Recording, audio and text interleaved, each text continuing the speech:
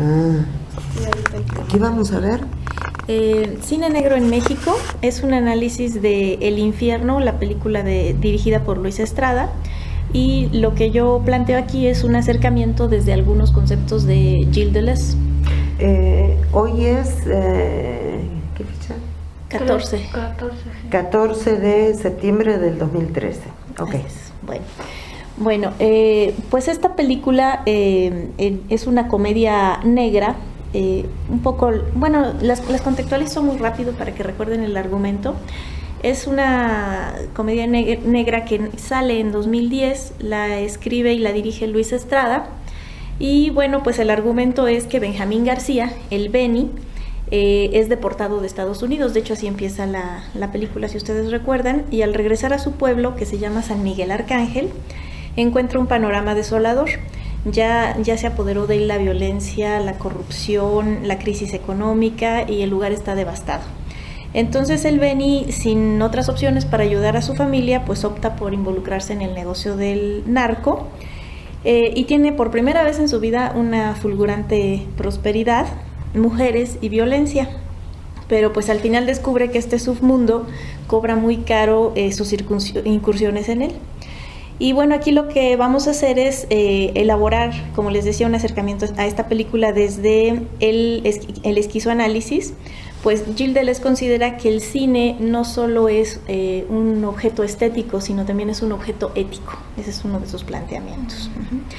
Entonces, bueno, comenzamos con los postulados del esquizoanálisis, que nos dice que la obra artística, la obra de arte, surge en el capitalismo, en el mundo occidental, en un lugar donde priva la demencia.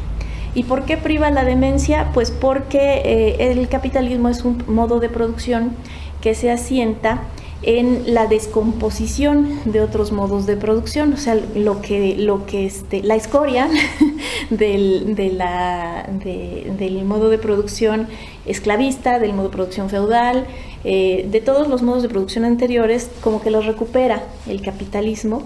Y por eso es que se sitúa también en la crisis el capitalismo, porque finalmente es como la elaboración de subproductos de otros modos de producción. Entonces, por eso es que plantea que la analogía esquizofrenia-capitalismo, bueno, lo plantean Deleuze y Guattari, porque cómo se mueve el esquizo o el esquizofrénico, nos dice Gilles Deleuze, pues se mueve de asaltos, o sea, va saltando de una personalidad a otra, si hablamos de varias personalidades. Entonces así es la dinámica capitalista, es una dinámica que no tiene ninguna lógica, que no se puede explicar con ninguna racionalidad. Entonces, todo aquello que otras formaciones sociales temieron, por ejemplo el esclavismo, pues temía a todos los liberadores de esclavos, ¿no? Pero el capitalismo no les teme porque todo lo absorbe, tiene una capacidad de absorción de todo y de toda manifestación que vaya en contra del propio sistema, la elabora de tal manera que la vuelve productiva y hace que genere dinero, ¿no?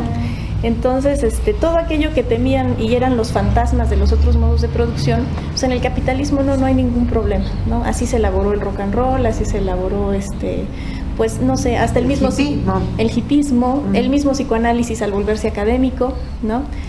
Todo entra, no todo es susceptible de entrar, es una máquina así. Entonces, el capitalismo postindustrial, les digo, se agudiza todas estas características que les estoy comentando y se va a nutrir de la crisis. O sea, para el capitalismo no importa la estabilidad, sino la crisis. Y entonces, pues cada individuo ante tanta crisis, pues se ve obligado a tomar medidas de sobrevivencia, ¿no? Y bueno, esa sobrevivencia también conduce pues a una alteración de los individuos, ¿no? Porque estamos en un estado de excepción permanente, no vivimos en un estado de derecho, sino en un estado hecho de excepciones. Y eso pues trae consecuencias. Entonces, así se sostiene el Estado. Por eso es que se habla de que por ejemplo, todas las guerrillas que surgen en América Latina o los grupos de defensa, todo eso son estados de excepción, ¿no? Pero el capitalismo es tan versátil, tan flexible, tan plástico, que todo eso es parte, se alimenta y se nutre de eso, no lo pone en cuestionamiento, no lo pone en peligro, sino es parte de su propia dinámica, lo vuelve parte de su propia dinámica. Estos, bueno, son algunos postulados que nos dice Gilles Deleuze. ¿Y ahora por qué se pasmó esto? Pasó. Ahí está.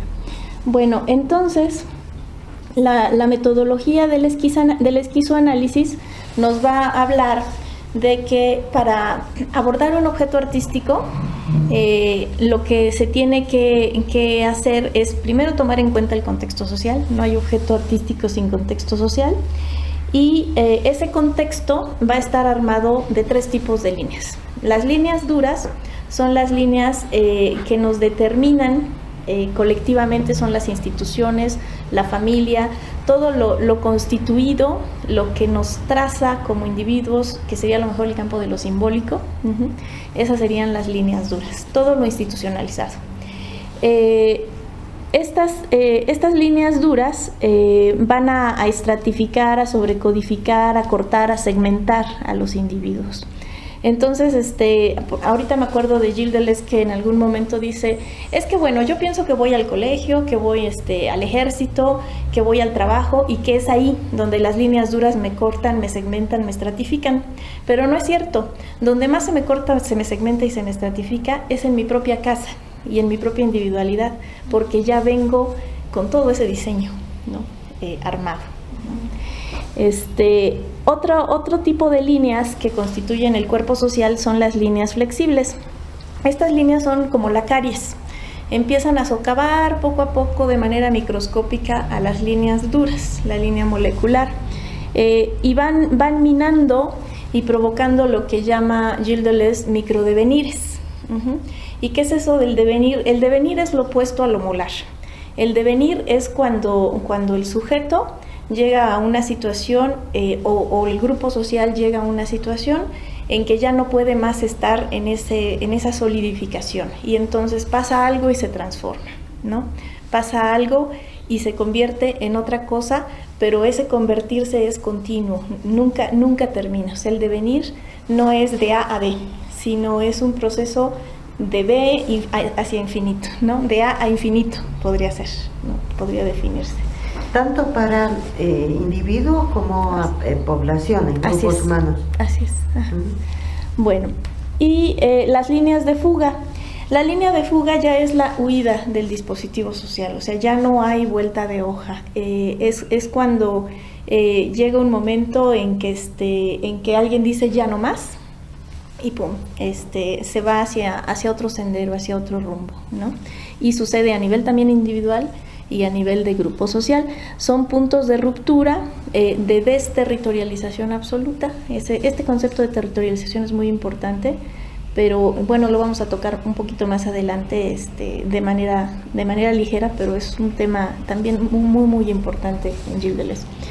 Se escapa a los dualismos, inventan conexiones nuevas e inesperadas y convierten a las estructuras y a los sujetos en partículas definidas por relaciones de movimiento y reposo, en individualidades definidas únicamente por afectos y potencias. Aquí está muy presente la filosofía de Spinoza. Spinoza, cuando dice nadie sabe lo que puede un cuerpo, lo dice porque el cuerpo se va a definir, cualquier cuerpo, por sus afectos. ¿Qué es lo que puede un cuerpo? Pues se sabrá en cuanto se vean sus potencias, ¿no? En cuanto se examine esa potencia en acto. Y se va a mover a través de afectos. Entonces, es muy espinosista en esta parte. Ya no va a haber individualidades de esta es Lola, esta es Rosario, esta es Marianélida, sino simplemente cuerpos sin órganos, le llaman. Y el cuerpo sin órgano es un cuerpo abierto, dispuesto a devenir otra cosa siempre. Obviamente, pues esto es un concepto teórico, ¿no? ¿Y cuál es el cuerpo sin órganos por excelencia? Nos dice Deleuze, pues es el feto, ¿no? Porque el feto, pues ya ven que incluso hay videos que nos muestran cómo el feto se va transformando y se va convirtiendo como en toda la historia zoológica, ¿no? Entonces, esa plasticidad, dice, la soporta un feto, a lo mejor un cuerpo ya formado no la soporta, pero la aspiración o nuestro llegar a ser o nuestro devenir tendría que considerar que seamos o aspiremos a ser cuerpos sin órganos, tanto como individuos como sociedades, es decir, entidades abiertas a sus propias potencias, a sus posibilidades. Bueno, ¿dudas hasta aquí? ¿No? No, ¿Vamos bien? Interesantísimo, Okay. muy interesante. Entonces, para nosotros en el objeto artístico vamos a dilucidar estos 3 tipos de líneas, y el ejercicio de dilucidación se llama crítica y clínica. La crítica consiste en identificar las líneas propiamente, en decir, bueno, aquí están los regímenes de signos dominantes de este objeto artístico. Por ejemplo, pensemos en Kafka y pensemos... Perdón, las líneas eran la molar, la molecular y la de fuga. Y la de fuga. Así es. Entonces, pensemos en la metamorfosis de Kafka. Al momento de convertirse en insecto, él emprendió una línea de fuga. Ya no hay regreso, es una transformación, y Gilles Deleuze lo explica muy bonito. Dice, es que él ya no soportaba el peso de lo molar, y para sobrevivir al peso de lo molar de las instituciones, de la burocracia, ya ven que es una de las problemáticas de Kafka. Entonces, lo que se hace es pues convertirse en otra cosa, convertirse en insecto simbólicamente, ¿no? De ese modo puede huir, puede escabullirse del peso de lo molecular. Entonces, el régimen de signos criticado en la metamorfosis de Kafka, pues es esta burocracia tan opresiva, tan aplastante sobre el sujeto, ¿no? Y este instrumentalismo, ¿no? que se refleja ahí. Entonces, eso es hacer crítica, al identificar los regímenes de signos, y al identificar las líneas. Y la clínica, ¿qué va a significar? Pues la clínica es que con este proceso reflexivo de la crítica, del ejercicio crítico, pues se va a encontrar como esa cura que está proponiendo la obra literaria o el objeto artístico, ¿no? Entonces, incluso llega a decir Deleuze, es que es bien interesante en el librito Kafka por una literatura menor, que dice, es que él está anticipando todo el peso aplastante del fascismo en esa obra, y de algún modo está curándose como autor, pero curando a sus lectores de él, ¿no? No modificó la historia, pero al menos sí propuso una curación, ¿no? Sí, es muy padre, muy apasionante. Entonces, ya expliqué lo de la crítica, la clínica. Entonces, por eso es que la obra de arte se vuelve un objeto ético, porque emprende una cura tanto individual como social. Bueno, objeto ético y político. Entonces, el arte, ¿cómo debe ser? Pues debe ser crítico con su tiempo, porque su empresa sería actuar en contra de los códigos de control o los regímenes de signos, ¿sí? ¿No? Sí. Que mantienen inmóviles las fuerzas activas del hombre, El arte también está al servicio de la vida. Aquí se inserta en el vitalismo de Nietzsche, en el sentido de al servicio de la vida, para crear y arrastrar la vida a nuevos devenires inauditos, no humanos. Entonces, el objeto artístico va a ser crítica de la sociedad y clínica, o proceso o empresa de salud. Y también tiene un libro que se llama, lo deben conocer, Crítica y Clínica, donde plantea todo esto. Es muy, muy interesante. Gilles Deleuze. Entonces entramos al infierno. ¿Lo conociste? ¿Estuviste con Deleuze? No, pues ya murió, pero con una de sus discípulas tomé clase. Sí, con Anso Bañar. De hecho, ella tiene libros editados en Argentina. Hay un libro que se llama De la animalidad al arte. Es un libro buenísimo. De estos libros chiquitos, ¿cómo se llama la editorial? Bueno, no me acuerdo, pero ¿Nueva Visión? No, son unos libros como de este tamañito y delgaditos. Luego te lo traigo, para que le saques copia, o te traigo una copia. Sí. Pero es una mujer sumamente didáctica. Ella es maestra de filosofía. Ahora ya está en París 7, pero en aquel tiempo daba la clase en la Normal Superior. Y pues aceptaba a todo el mundo, por eso pude entrar, porque la conocí en la presentación de uno de sus libros. Y le dije, ¿puedo tomar clase con usted? Y me dice, sí, los sábados doy en la normal superior tal clase, ¿no? Y la clase estaba lleno de puros elementos así exóticos, porque había de todo, menos franceses, o casi franceses eran la minoría, ¿no? Sí, es una mujer muy interesante. Si logramos que venga a México, pues igual y algún día se las presento. Bueno, ¿cómo se llama? Anne Sauvagnarg. Bueno, ¿cuáles son los segmentos molares binarios, territorializados, medibles, previstos, codificados y de control que aparecen en la obra? Esa sería la pregunta primera. Luego, ¿cuáles son las líneas flexibles, qué o quién causa las fisuras en los segmentos molares? Y luego la tercera pregunta es, ¿cuáles son las líneas de fuga? Es decir, ¿qué o quién deviene qué? Esas serían las preguntas del análisis.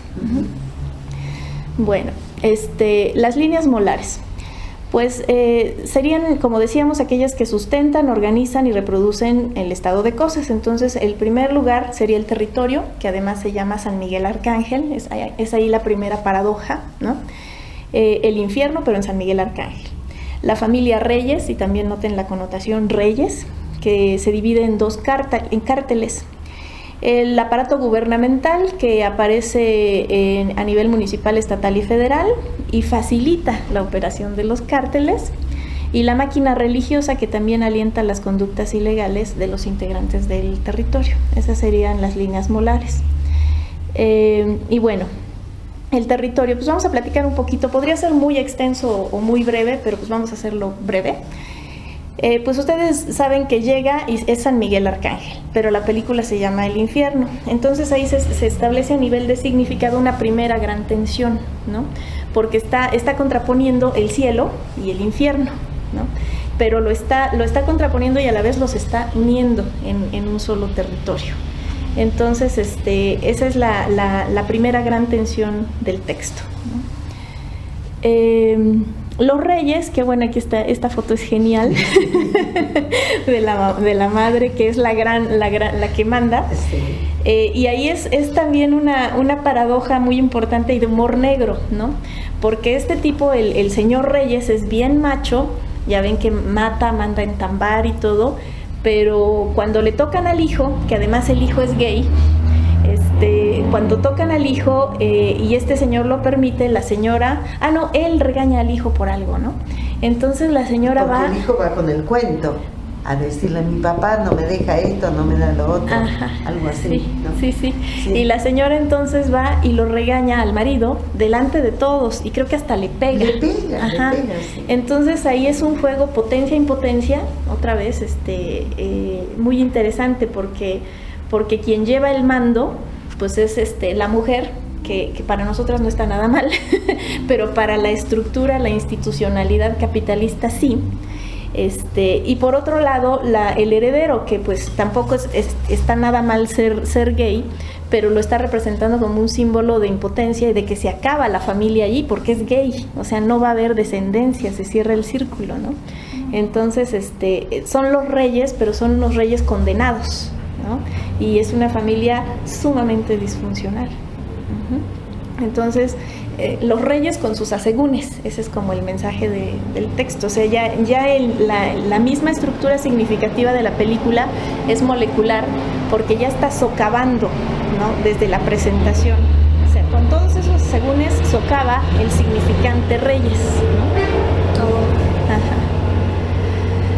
Bueno, el aparato gubernamental, pues ahí está clarísimo cómo el policía está al tanto de todo lo que sucede con el movimiento del cártel y pues simplemente estira la mano. Entonces, también ahí el aparato gubernamental es mostrado en este estado de excepción, pero también en un estado de impotencia, pero no la impotencia espinosista, que es el decidir no actuar, como él preferiría no hacerlo de Bartleby, sino es esa impotencia de casi de muerte, de que es una mole que no se mueve y que está negando todo lo que debería ser. Entonces es una impotencia muerta, en el sentido de muerte. Y bueno, déjenme ver si tengo algo más sobre el aparato gubernamental.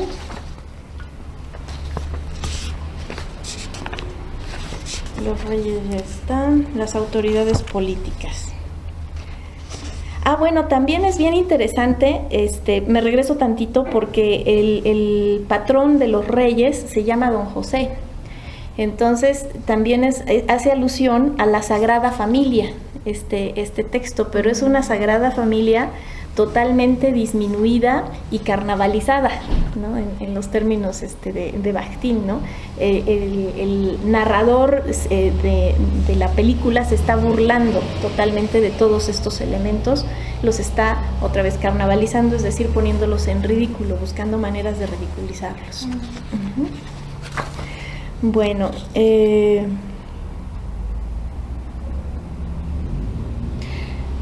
pues no es tan relevante lo de la policía, pero bueno, todos se mueven alrededor, todo el aparato gubernamental, el alcalde, la AFI, todos se mueven en la lógica esquizofrénica de este microsistema capitalista que es el narco, que siempre va a denotar la violencia. La siguiente línea molar pues es la máquina religiosa. ¿Ya no salió? Ahí está. La máquina religiosa, vean al cura que va a decir las misas, acuérdense, y a los bautizos de los narcos, incluso el aspecto del cura tiene aspecto de mafioso, ¿no? Sí. Entonces, también otra vez los significantes con que van invistiendo a los personajes, el director y el guionista, socavan el símbolo de entrada, ¿no? Entonces, incluso bautiza las pistolas, no sé si está ahí bautizando las pistolas, sí. Es como una cosa muy pues muy loca, ¿no? Todos los símbolos están subvertidos aquí, ¿no? O sea, ¿a quién se le ocurre bautizar una pistola, no? Pero se hace para, insisto, ir socavando todo el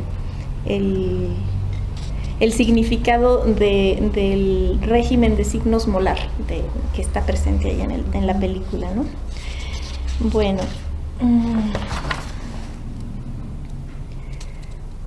Sí, entonces tanto el Estado como la Iglesia pues están en un permanente estado de excepción. La legalidad no existe, los derechos ciudadanos no existen y lo que menos importa es el bienestar de las almas, ¿no?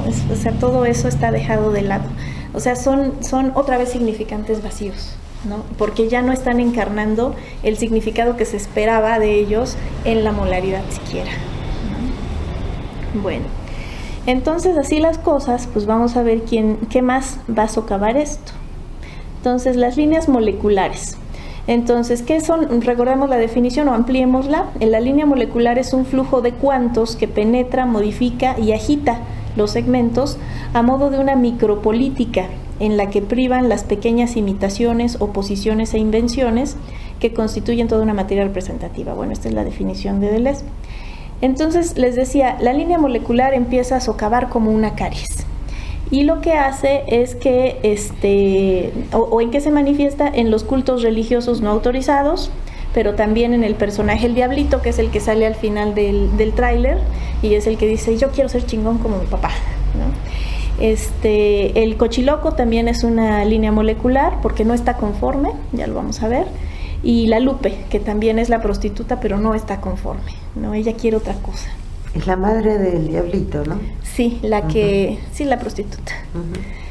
La novia era la noviecita del...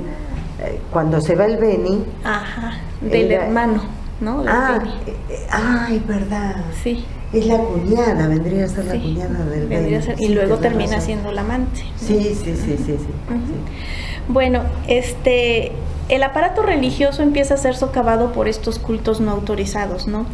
Tenemos a Jesús Malverde, que es otra cosa que ya absorbió el capitalismo. No sé si han visto que ya hay una cerveza que se llama Malverde, que por cierto es muy buena. Sí, ya también te venden estampitas de Malverde. Kitsch, ajá. De Malverde. Sí. Que es el santo de los narcos. ¿Y qué hacía este personaje? ¿Que era un matón? Pues era un narco, ¿no? Pues... ¿Un narco como Robin Hood era? No me sé bien. No me acuerdo bien, pero sí era... No, era un pistolero. Era un pistolero del norte que ayudaba. Sí, era Era como un Robin Hood. Ujú. Entonces se vuelve el santo, y esta es una iglesia que efectivamente existe, en Tijuana, me parece, la capilla de Malverde. Y bueno, la Santa Muerte pues es otro elemento bien polémico, ¿no? Porque es como un culto no autorizado, pero bien exitoso. Y no sé si ustedes, bueno, yo creo que sí, pues ustedes viven aquí, pero a mí me sorprende mucho que en el centro histórico, ya hacia la Lagunilla, hay dos esquinas, en que una está San Judas, en cuerpo entero, o más bien en cuerpo normal, y en diagonal está la Santa Muerte, como si fuesen la pareja, el yin y el yang, ¿no? Sí. Y además pues San Judas lo eligen porque es el patrón de los casos extremos, ¿no? De los casos que ya no tienen solución, pues con San Judas Tadeo, ¿no? Pero eso pues está socavando, ¿están de acuerdo? Socava a la institución iglesia, ¿no? Entonces, bueno, déjenme ver si esta cita es interesante y se las comento. Bueno, dice, muchos investigadores tienen la percepción de que la devoción por la Santa Muerte sustenta religiosamente a aquellos sectores delictuosos dominantes que actúan al margen de la ley, creando códigos propios de organización y de poder simbólico que los legitima en ciertos sectores de la sociedad. Entonces son los excluidos de esta sociedad capitalista los que empiezan a socavar, ¿no? Pero son a la vez, paradójicamente, los que están produciendo dinero, porque finalmente el narco es una gran empresa, ¿no? Y la legalización de las drogas, pues a lo mejor arruinaría el negocio, ¿no? Entonces, bueno, entonces estos son los cultos no autorizados. La segunda línea molecular sería el diablito. Una de las canciones que se escucha en la película es cuando termina, y que cuando dijo, no cuando dijo chingón como mi papá, sino el final de la película. Cuando está él yéndose del... Así es, en la camioneta, cuando se va. Es esta de prenda del alma, y bueno, dice, ¿qué haré lejos de ti, prenda del alma, sin verte, sin oírte, sin hablarte? A cada instante intentaré acordarme de ti acordarme, aunque sea un imposible nuestro amor, ¿no? Entonces el diablito pues se mueve en esa dualidad de que no le queda otra opción, aunque le quedaría otra opción porque la madre trata de sacarlo, pero no puede porque él ya tiene la identificación con el padre, que además como está muerto está idealizado. Entonces él quiere ser chingón como el papá, que era un super narco y que pues generó mucho dinero y que llegó a dominar el territorio de San Miguel Arcángel. Pero fíjense cómo el que aspira a dominar San Miguel Arcángel es el diablito, otra vez, ¿no? Entonces la tensión infierno, San Miguel Arcángel, diablito, pues ahí sigue establecida el de los pares opuestos. Bueno, ¿y por qué el diablito es una línea molecular? El diablito, es por el diablito que el Beni va actuando, porque se acuerdan que se mete en un lío y es cuando el Beni necesita dinero y se une a los narcotraficantes para sacarlo del problema. Entonces él determina la línea de acción del Beni. Por el diablito se precipita el clímax de la película, porque él es el que descubre que don José, para quien trabajaba su padre el diablo, fue el que mandó matar a su propio padre, y porque su padre se acostó con doña Mari, es decir, la esposa de don José, no sé si se acuerdan de eso.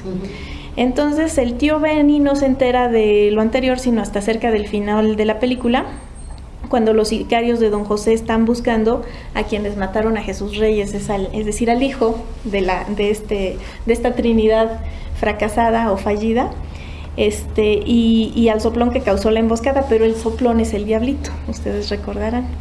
Entonces el tío Beni, pues desesperado, le pregunta al diablito que por qué lo hizo, y es cuando el Beni le dice, pues es que fue por vengar a mi padre, ¿no? Porque él es el asesino de mi padre, su papá, ¿no? Entonces el diablito reaparece en el desenlace de la historia, cuando venga la muerte de sus padres, del tío Beni, y se confirma como el nuevo narcotraficante de la región. Entonces socava a la anterior estructura, pero luego él se vuelve molar. Él no se vuelve línea de fuga, él deviene molar. Entonces, como sabe que la vida no vale nada, pues tiene una obsesión por los monumentos funerarios. ¿Se acuerdan que el tío Beni se gana el respeto de su sobrino cuando le hace un super monumento funerario al padre muerto, ¿no? Entonces la escena es grotesca porque están todas las tumbas pobres y luego el gran monumento ahí con el retrato del padre. Horrible, ¿no? Sí, es grotesco, ¿no? Pero es un monumento además kitsch, ¿no? Entonces le pide al tío Benny que si él se muere le haga un monumento como ese, ¿no? Bueno, en fin, esa sería en síntesis la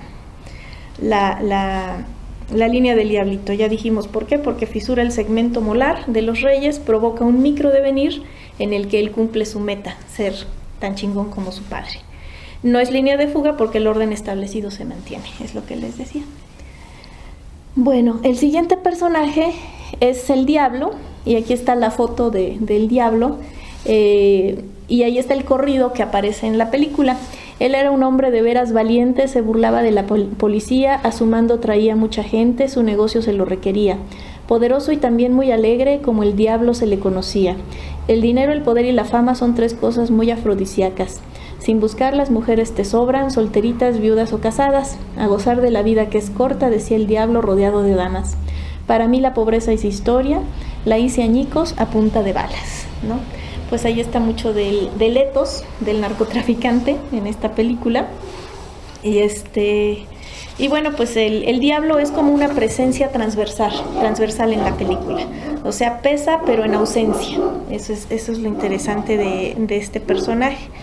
Él va a custodiar la línea de acción del diablito y va a determinar la de Benjamín, para quien, una vez decepcionado de la crueldad de Don José, pues va a decidir matarlo, ¿no? El día del grito, cuando está ahí la fiesta, ¿no? Bueno, este es el diablo. Otro personaje molecular es el cochiloco. Ustedes recordarán que el cochiloco, de hecho hay una gran identificación, es una cuestión sociológica también.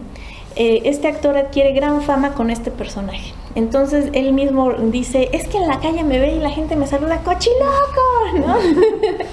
¿Por qué? Porque él orilla en las circunstancias. Y lo dice ahí en el tráiler, ¿no? Pues es que yo estaba condenado a la pobreza, a no poder alimentar a mis hijos, pues ¿qué hago? Pues me meto al narco, ¿no?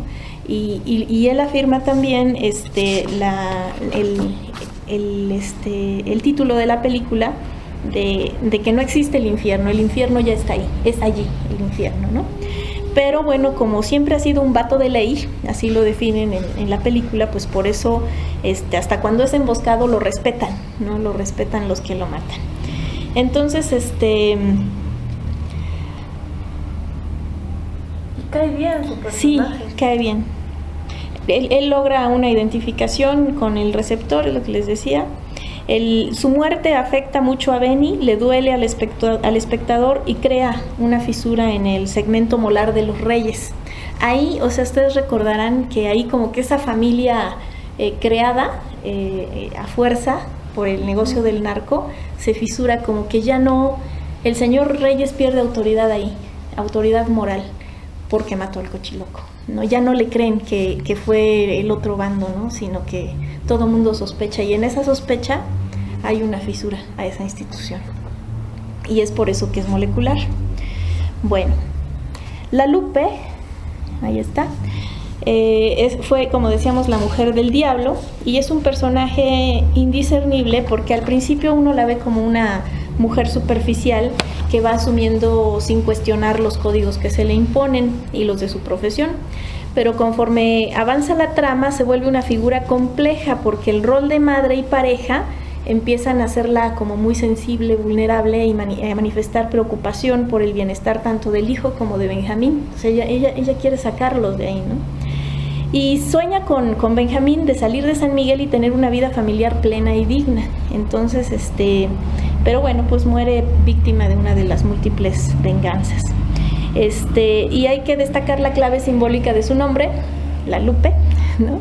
La Virgen de Guadalupe, o sea, es la Virgen prostituta, ¿no? Finalmente, otra vez la paradoja se encierra en un solo personaje, ¿no? La Virgen devenida en este mundo esquizofrénico, una prostituta, pero su índole virginal y materna, pues como que la mantienen y la levantan también moralmente como personaje. Bueno, La Virgen, pues les digo, está denigrada, ultrajada, vuelta una víctima del sistema. Y también es bien interesante porque acuérdense lo que le dice la Virgen a Juan Diego cuando se le aparece. Le dice: oye, y ten entendido, hijo mío, el más pequeño, que es nada lo que te asusta y aflige. No se turbe tu corazón, no temas esa enfermedad, ni otra alguna enfermedad y angustia. No estoy yo aquí, que soy tu madre. No estás bajo mi sombra, no soy yo tu salud. No estás por ventura en mi regazo. ¿Qué más has de menester?, ¿no? Pero aquí en la película, pues todo eso está denigrado y carnavalizado hasta su punto máximo, ¿no? Porque la Lupe es impotente para, pues para salvar a nadie, ni a sí misma, ¿no? Y realmente tienen muchos menesteres y muchas ambiciones, tanto su pareja como su hijo, o sea, nunca quedan bajo su manto, ¿no? Y ella es víctima más bien. Esta ambigüedad simbólica del personaje pues también va a fracturar al sistema. Lupe pues es lo que se tiene y no se puede evitar, en oposición a la Virgen de Guadalupe, que es lo inalcanzable y lo que ya no se puede tener, ¿no? Entonces lo que se tiene y no se puede evitar pues es la mujer denigrada, reducida, impotente. Y la Virgen de Guadalupe pues es lo inalcanzable y lo que ya tampoco en este infierno subvertido se puede tener, ¿no? Bueno, y vamos a las líneas de fuga. Se pregunta Gilles Deleuze en esta cita muy bonita: ¿por qué la línea de fuga es una guerra en la que hay tanto riesgo de salir derrotado, destruido, tras haber destruido todo aquello que uno era capaz de destruir? Ese es precisamente el peligro, que la línea de fuga franquee la pared, salga de los agujeros negros, pero que en lugar de conectarse con otras líneas y de aumentar sus valencias en cada caso, se convierte en destrucción, abolición, pura y simple pasión de abolición. Y eso es lo que pasa en la película. Bueno, en el mejor de los casos, la línea de fuga se conecta, como dice, y aumenta sus valencias. Pero en general, la línea de fuga siempre es abolición, pura pasión de abolición. Y por eso dice Gilles Deleuze, pues lo mejor de las revoluciones es el momento mismo de la revolución. Lo mejor del 68 fueron las marchas, del 68 en París, o bueno, en México, pues fueron las marchas. Esa fue la línea de fuga. Lo que vino después, lo mejor del Yo Soy 132, pues fue el Yo Soy 132 y ya, ¿no? Lo que vino después, pues es pura abolición, ¿no? Entonces la gran línea de fuga, pues es el Beni en la película. Pero él no logra devenir otro. Bueno, les voy a decir rápidamente qué es esta idea del devenir, porque es muy importante. Para Gilles Deleuze, siempre el devenir es hacia lo menor. Y lo marca desde hacia lo menor. No hay devenir mayor. O sea, si sucede un devenir mayor, deja de ser devenir en ese momento, ¿no? Por ejemplo, un perro, cuando vive con sus amos y está tan domesticado, deviene mayor, o sea, deviene humano. Y entonces, pero en ese momento deja de devenir, deja de ser abierto, natural, vulnerable, ¿no? Porque se le atrapa en el campo de lo simbólico. Pero no es su campo, ¿no? Entonces, el concepto de devenir siempre va a ser hacia lo menor. Entonces, el hombre... Sí, el feto, estaba pensando. Que es el que tiene la posibilidad, la potencia de devenir. Exactamente, así es. Ajá. Entonces él plantea que pues hay que, el devenir tendría que ser de hombre a mujer, de mujer a mujer, de mujer a pues animal, de animal a astro, a molécula, y devenir imperceptible, ¿no? Sin que necesariamente sean todos esos pasos, ¿no? Pero los devenires siempre son hacia abajo. ¿Y por qué dice devenir la mujer? ¿Por qué deviene mujer? Pues porque tiene que romper todas las estructuras que le plantearon, las expectativas de qué era ser mujer, ¿no? Y entonces tendría que devenir ella misma, no lo que le dijeron que debía ser ella.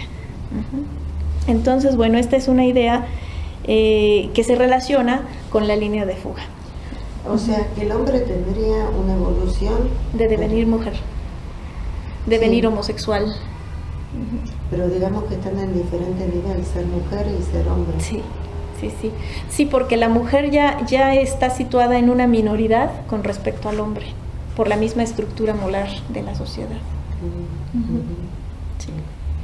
Bueno, entonces llega el 15 de septiembre, Día de la Independencia, bicentenario de la Independencia, Y el nuevo alcalde de San Miguel pues es don José Reyes, que se dispone a dar el grito.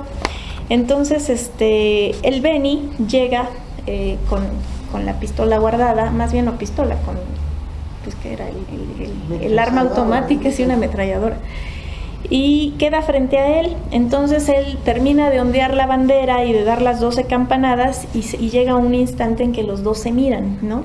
Y entonces don José Reyes sabe que es su final, ¿no? Y pues se lo confirma a Beni de inmediato porque pues mata a todos. Entonces esa escena en que además se confunden los cohetes, la fiesta y las balas, pues es una situación muy de Octavio Paz. Octavio Paz dice: cada año el 15 de septiembre a las 11 de la noche, en todas las plazas de México, celebramos la fiesta del grito, y una multitud enardecida efectivamente grita por espacio de 1 hora, quizá para callar mejor el resto del año, ¿no? Eso lo dice Octavio Paz en El laberinto de la soledad. Y bueno, sobre esta fiesta, sobre pues éxtasis, esta bacanal prácticamente, se conjugan vida y muerte en la película, ¿no? Es así como el punto máximo de unión de estas dos pulsiones, de vida y de muerte, y de culminación de la línea de fuga. El Beni sabe que no va a durar mucho, ¿no? O sea, él mata y después de unas horas lo buscan y lo matan a él, ¿no? Entonces, bueno, aquí hay otra frase que me parece interesante de Octavio Paz: la fiesta mexicana no es nada más un regreso a un estado original de indiferenciación y libertad. El mexicano no intenta regresar, sino salir de sí mismo, sobrepasarse. Entre nosotros la fiesta es una explosión, un estallido. Muerte y vida, júbilo, lamento, canto, aullido se alían en nuestros festejos, no para recrearse o reconocerse, sino para entredevorarse. No hay nada más alegre que una fiesta mexicana, pero también no hay nada más triste. La noche de fiesta es también noche de duelo. Entonces aquí está representado perfectamente, ¿no? Yo creo que el guionista leyó muy bien a Octavio Paz. Entonces, pues Benjamín García intentó siempre en su línea vital mejorar las cosas, pero no pudo, ¿no? Ya ven que lo deportan, lo asaltan, llega igual de muerto de hambre que se fue.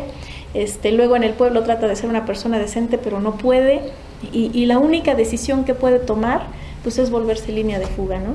La única decisión real y que impacta pues es asumir la línea de fuga, abolir y autoabolirse, ¿no? Pero pues yo creo que es un acto de libertad también póstumo, ¿no?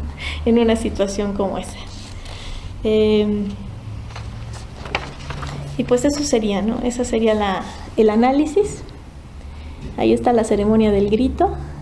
Es genial la ceremonia, ¿no? Esta mujer hace de la esposa rojo, del... ¿no? Sí, sí, la rojo, ajá, de la esposa del alcalde, muy bien. Entonces, pues lo que yo plantearía de esto, ya aquí ya retomo un poco a Agamben, porque Agamben dice, pero va muy en armonía con Deleuze. Yo propongo tomar un café. Ok. Y seguimos charlando, ¿les parece? Sale. Bueno. Bueno, yo me voy a buscar un pastel ahí enfrente. Okay. Si alguien quiere salir. Ok. Siempre que